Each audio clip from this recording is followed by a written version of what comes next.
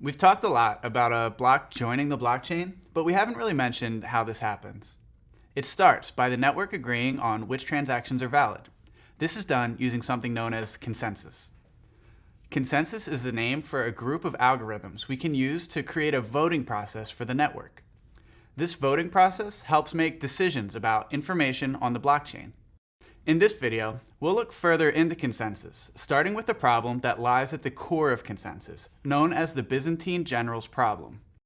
Let's take a moment and go on a journey back to the early 100s during the rule of the Byzantine Empire in the middle of a war. Stay with me on this. In the end, the relation to the blockchain will be very clear. 9 generals, each commanding a portion of the Byzantine army, encircle a city, and they need to form a plan to attack it. The generals must only decide whether to attack or retreat. The caveat is that either all 9 must agree to attack, or all 9 must agree to retreat. If only a portion attack while the others hold back, then they'll be overwhelmed and lose.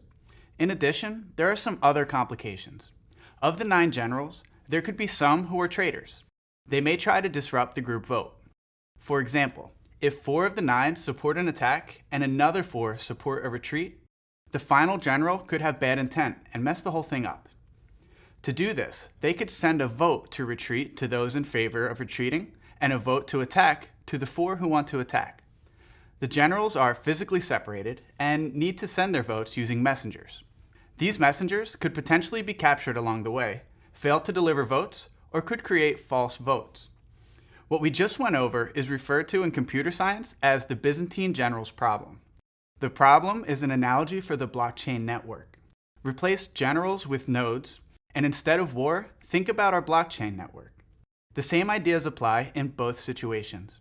In a distributed system, you need a way to ensure trust between users when they don't have any way to communicate effectively. The solution helps us understand a way to achieve consensus between users who cannot communicate effectively and have no way to trust each other. It's pretty neat to realize this problem of establishing trust in a distributed network has gone on for ages. Bitcoin originally proposed a solution to this problem using a proof-of-work algorithm.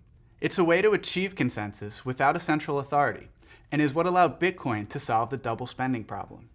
We'll go over the details of this proof-of-work algorithm next.